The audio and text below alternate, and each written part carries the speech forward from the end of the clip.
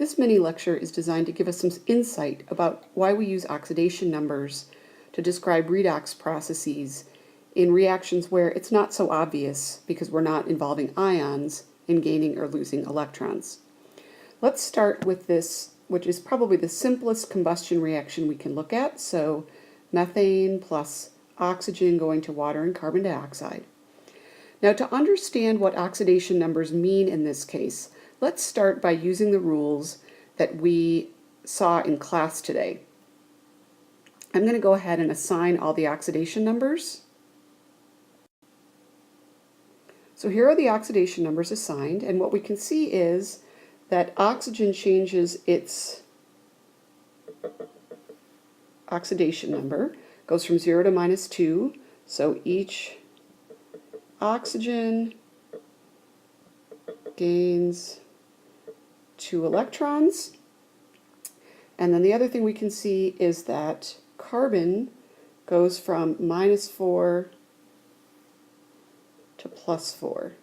So each carbon loses 8 electrons.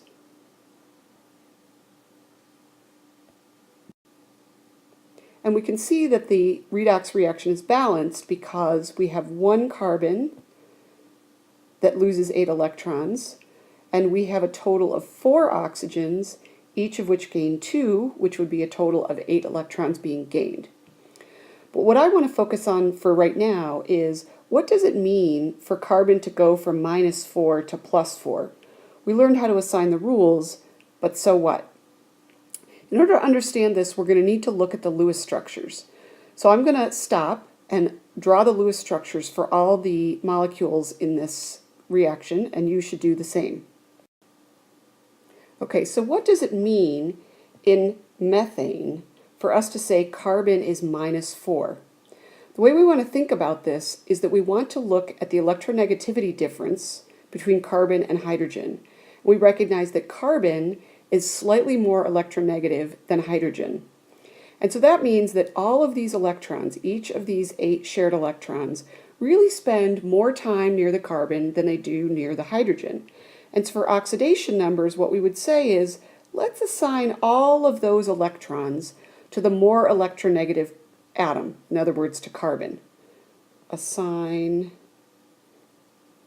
all electrons to carbon. Well, what does that mean? That means that hydrogen essentially has no electrons to itself. And that's what results in what we would call hydrogen's +1 oxidation state.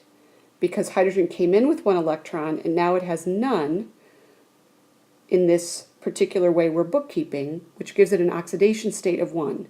It does not mean hydrogen has a charge of +1. It just means in the way we've assigned the electrons to the more electronegative atom, hydrogen is deficient, and we give it the label +1. Carbon came in with 4 electrons, and now it has 8, and that's how it gets the -4 oxidation number. Now that isn't to say that carbon has a charge of -1. It's just based on our saying these electrons spend more time near the carbon than near the hydrogens, and based on that bookkeeping, its oxidation state is -4. It has 4 more electrons assigned to it than when it came into the molecule. Now if we do the same thing for oxygen, for molecular oxygen, because this is a diatomic molecule and the 2 oxygens have equal electronegativity, then what we would say is this oxygen gets half and this other oxygen gets half, and so they each came in with 6 electrons. We would still assign 6 electrons to them, and that's how they get the 0 oxidation state. Let's jump over here to carbon dioxide. In this case, if we do the same thing that we did over here with methane, and we assign the shared electrons to the more electronegative atom,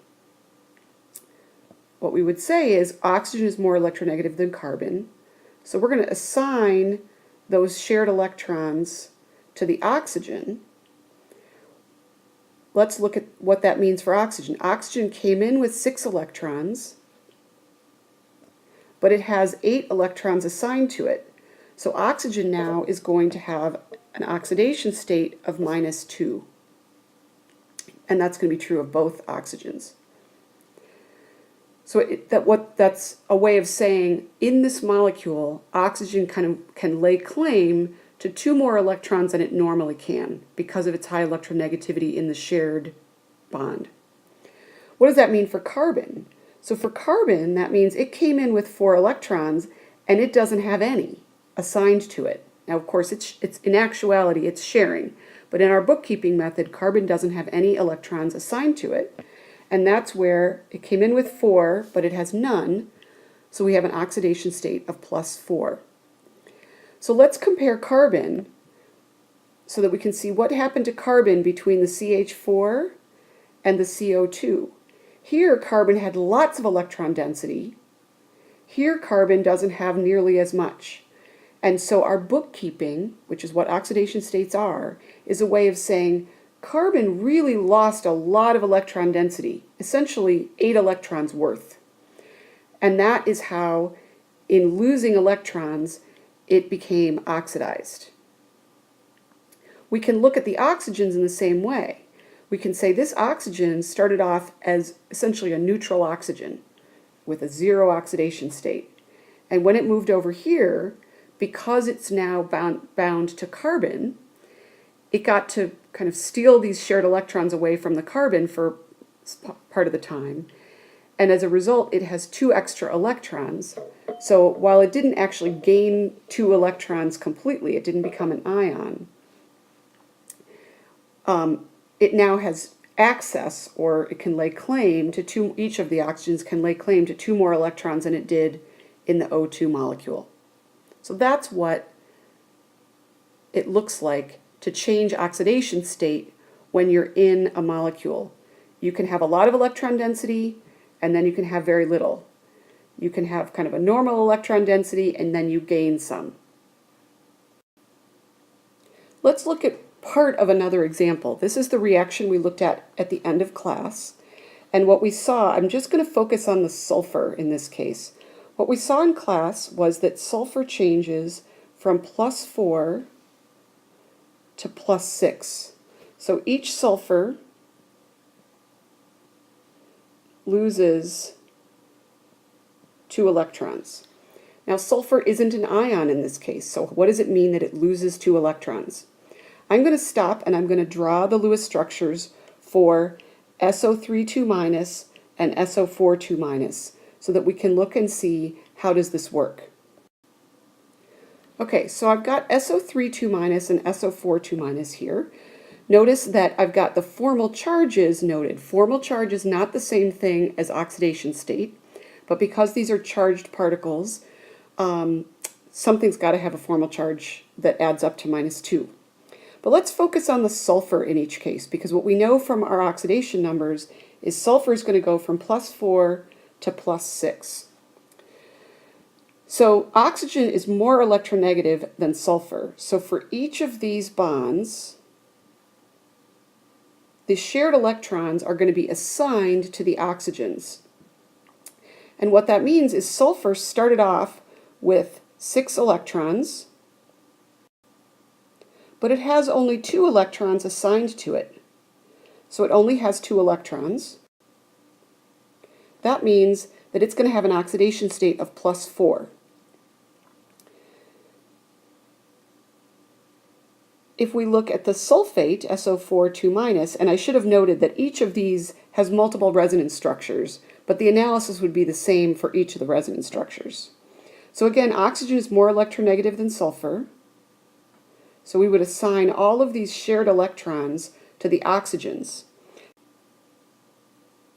So sulfur came in with 6 electrons. And in this particular scenario, sulfur has no assigned electrons left. That means it's going to be deficient by 6 electrons, which is going to give it the oxidation state of +6. So in moving from sulfite to sulfate, what we're saying is sulfur loses electron density, and in very real terms, it goes from a state where it has a lone pair of electrons to something where it has none. And in both cases, it's bound to atoms that are more electronegative, so the shared electrons spend more time on the oxygen. I hope that helps to illuminate what oxidation state really means.